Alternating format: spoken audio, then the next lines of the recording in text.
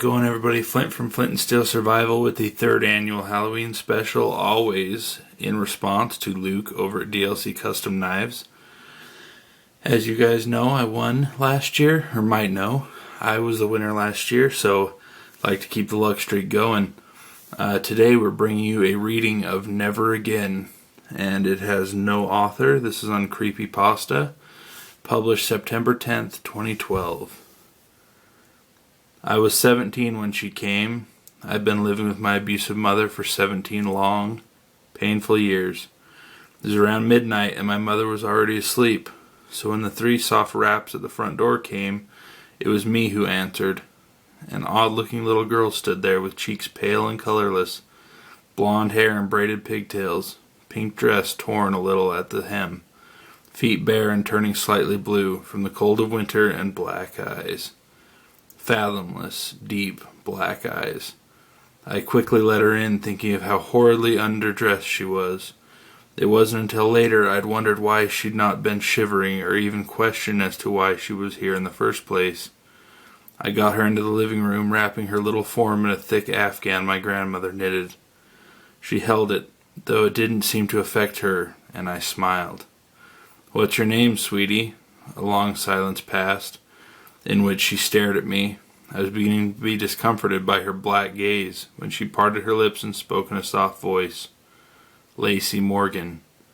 I nodded, smiling again. "You can stay here tonight, Lacey," I said, motioning to the couch.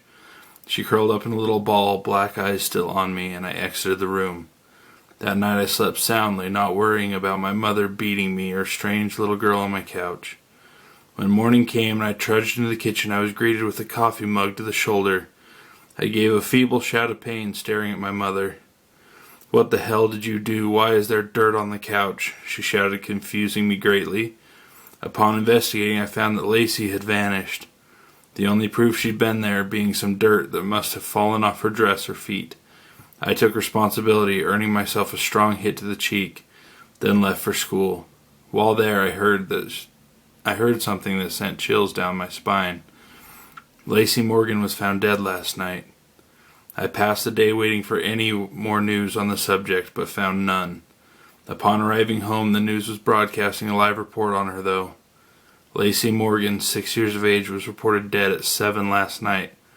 Her body was located in the backyard, buried there in her pink dress. So far, there has been no sign of her mother, Marissa Morgan, who's suspected to be the killer. Marissa has reportedly abused Lacey multiple times and may be responsible for her death. Suddenly, a picture of Lacey appeared on the screen. She appeared very close to how she had when I met her. Blonde hair and braids, pink dress, pale face, only her cheeks had color, and her eyes were baby blue. To most this would seem unimportant, but to me it was. She died before arriving at my house. If what the newscaster said was true, died hours before. I tried to play it off, going about my business. I went to bed early so as not to have to see my mother. It was around midnight when I awoke to cool fingers stroking the bruise on my cheek. I sighed, leaning into the small hand. "Never again," Lacey whispered before her hand vanished. Not 10 minutes later, I heard my mother screaming. I rushed into her bedroom, nearly fainting at what I saw. My mom was thrashing wildly on her bed, a small creature having buried its face into her chest. I could hear the sound of flesh tearing and my mother screaming, increasing in volume. I wish I hadn't gotten up. Later on I'd tell myself I hadn't, but I had. So when Lacey pulled back from the gaping hole in my mother's chest cavity, I had a plain view of her razor-sharp teeth glinting in the light, glinting with my mother's blood. She smiled innocently at me for a moment, before swiftly tearing out my mother's jugular. That time I did faint. When I came to, I was in my bed. I walked to my mom's room, morbidly curious. Upon opening the door, I found the room empty, the bed made neatly as if Mom had left for work early. The only oddities were the dirty child's footprints in the open window, showing that Lacey had in fact visited. I never saw my mother again, and I never missed her either. I eventually got married, and we had a child together. I named her Lacey. Recently, I noticed the neighbor's daughter has all sorts of scrapes and bruises on her arms. I started watching their home, and the other day I saw something odd.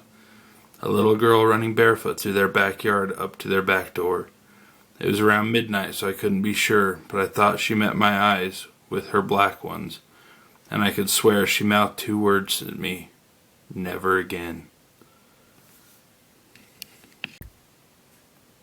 Now, alright guys, wasn't that slightly spooky? So, as you know, this was a shout out video and a VR, and the 3rd annual Scary Spooky Halloween special for me. And this is in tribute to my friend Luke over at DLC Custom Knives.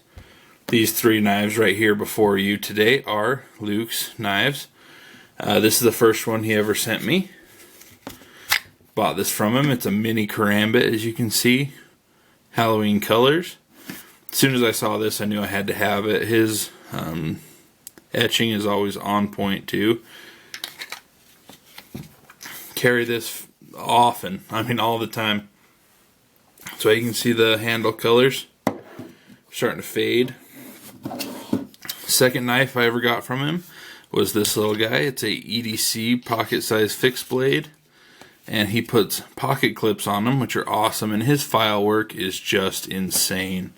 He has tutorials on how to do all this yourself if you're an up and coming knife maker. He is a must watch channel. Right there, little segment patterns. That's why I really liked this knife when I was buying the mini fixed blade from him. I wanted to make sure that the file marks matched. So there's those. And then, as some of you might know, I was the winner of last year's contest. I got the knife he made his book off of.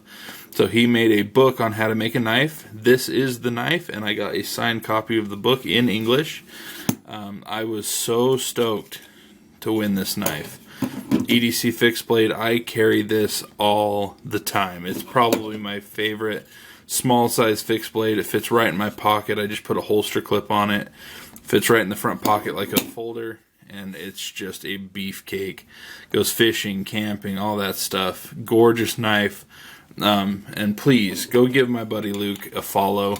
Even if you don't enter his contest this year, please, please, please go give him a follow.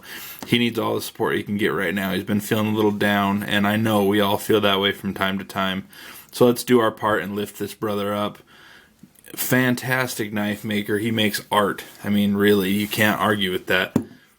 There's 3 examples right there. So if you'll do your part, I would really appreciate it. All he needs is some support and some kind words. Thanks, guys. Have a good one. Bye.